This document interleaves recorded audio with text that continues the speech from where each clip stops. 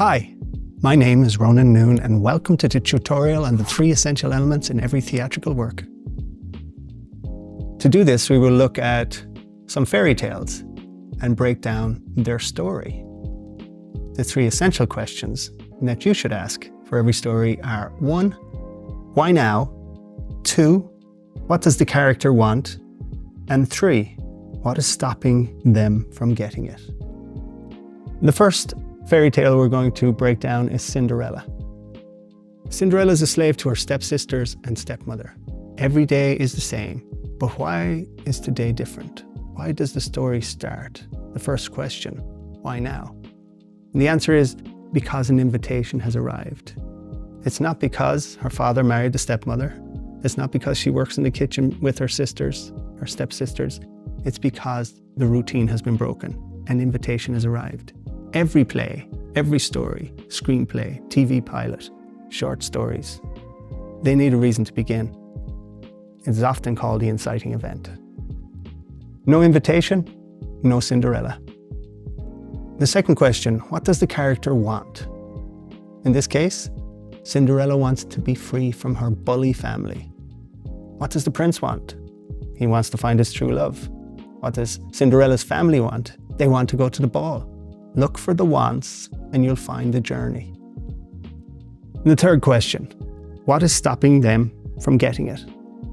She is told she is not invited to the ball. A hurdle. She is badly dressed. Another hurdle. She has no carriage to take her to the ball. Another hurdle. She has to be home by midnight. She lost her shoe. The shoe doesn't fit her sisters. Each one of these are events or hurdles to stop the wants for the characters. So the next story we're going to talk about and break down is Snow White. Why now? Why does this story begin? Well, if the queen didn't ask the mirror who was the fairest of them all, and if the mirror didn't reply Snow White, there'd be no story. It's as simple as that. What is the want in this case? What does the queen, the protagonist, want? She wants Snow White dead. What does Snow White want? She wants to live. And what is stopping them from getting their wants? Let's look at the hurdles that are in front of them. The hunter is pursuing Snow White under the queen's orders. The 7 dwarfs don't want her. And the queen finds her. And then she eats the apple. These are all hurdles for the queen and hurdles for Snow White. The third story we're going to talk about is Little Red Riding Hood. Why does this story begin? This is a little bit more complex. Consider what is introduced into the story that makes it the why now. I might say that if her grandmother wasn't sick, there would be no story. It wouldn't have broken the routine for Little Red Riding Hood. She wouldn't have gone on her adventure. But again, if she didn't meet the wolf, there'd be no story. You have to connect them. I would suggest that actually her grandmother being sick is the beginning of this story. That's what sends her off on the journey. That's what begins the story. The wolf becomes the hurdle. And what does the wolf want? He wants to eat her. What does she want? Well, she just wants to simply bring her grandmother lunch. And what's stopping them from getting it?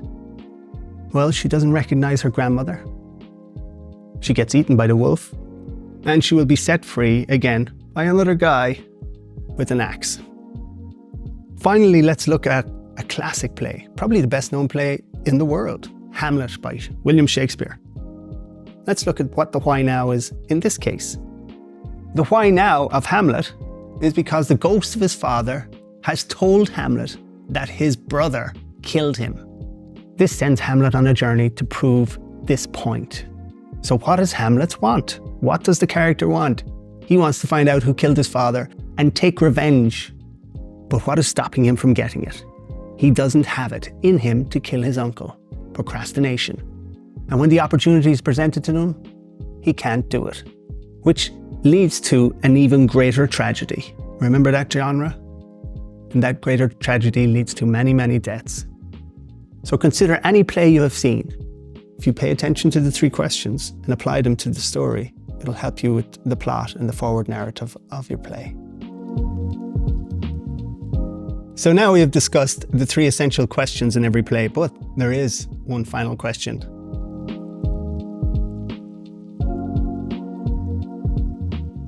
What is the end of your play? You have to decide, and only you can decide that. But you have plenty of hints along the way. Depending on the genre, that will often dictate the ending. If it's a tragedy, you know it's going to end badly. If it's a comedy, you know it's going to end happily. And if it's a romance, you know that it's going to end up with two people together. The tone of the character's journey will tell you. So be true to the character, and you'll find the ending. And that's how, by answering the 3 key questions and following these steps, you can create an exciting and compelling theatrical work. I hope you found this tutorial useful, and if you want to learn more about how to create theatrical works that captivate audiences, join me in my Domestika course on playwriting.